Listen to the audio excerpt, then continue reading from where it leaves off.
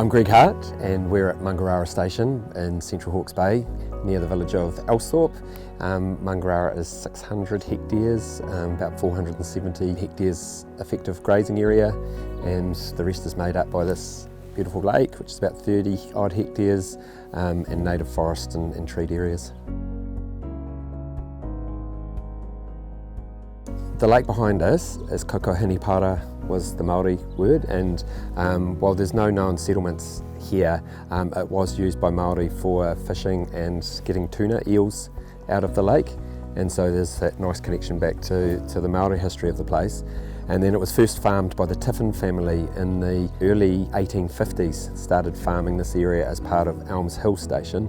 And then in 1904 or thereabouts, Mangarara was split. The Tiffin family farmed it until 1990, when my parents bought it off the Tiffins and shifted up from the South Island and into Mangarara Station. And Rach and I came along about 5 or 6 years later and joined my parents, and yeah, we've been farming it since 1996, so we've just clocked up 25 years.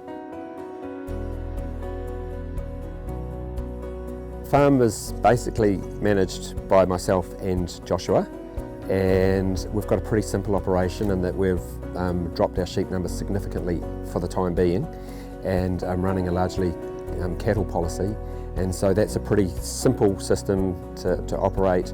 We've got our cattle mobbed up into big mobs. We've got 2 mobs out there of 200 head, and another couple of mobs, of about 100 head in each mob, and so we're shifting all those mobs daily, but shifting electric fences and that, a mob takes 20 minutes, half an hour to do, and so the stock side of the operation is pretty simple, and I guess we complicate it or make it interesting and fun by having a few pigs, having the chickens, and also having an eco lodge on the farm. And when we're not doing that at this time of year in the winter, we're planting lots of trees.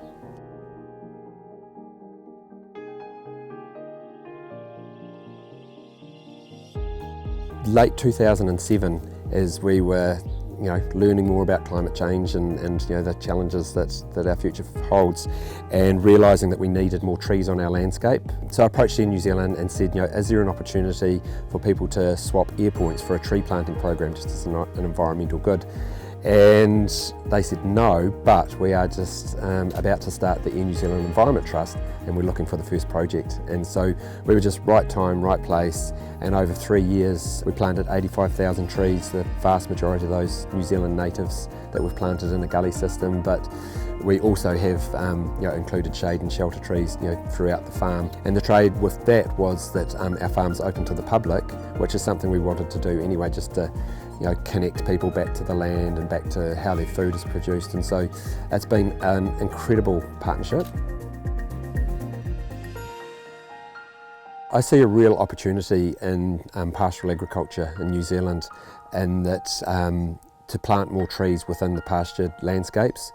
For example, just my back of the envelope calculations are that New Zealand emits something like 80 million tonnes of CO2 equivalents per year, and we've got roughly 8 million odd hectares of pastoral agriculture.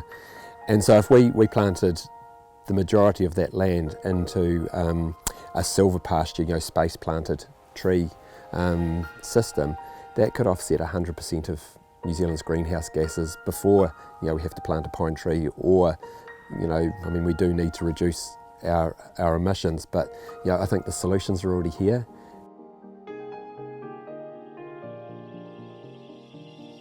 Our journey into regenerative agriculture is just about connecting a whole lot of dots. I guess the big one that's sort of fallen more recently for me, because often we've heard the Hippocrates saying is let food be your medicine and medicine be your food.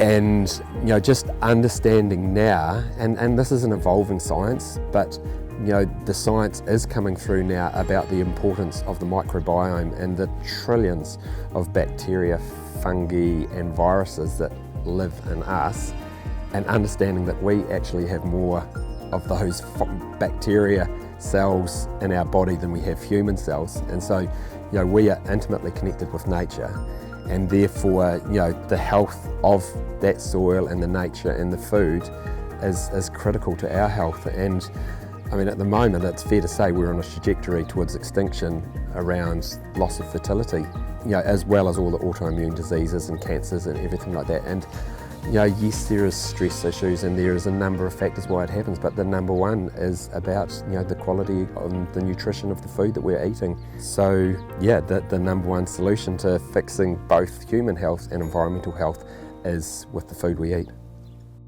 We're Greg and Rachel Hart of Mangarara Station in Hawke's Bay.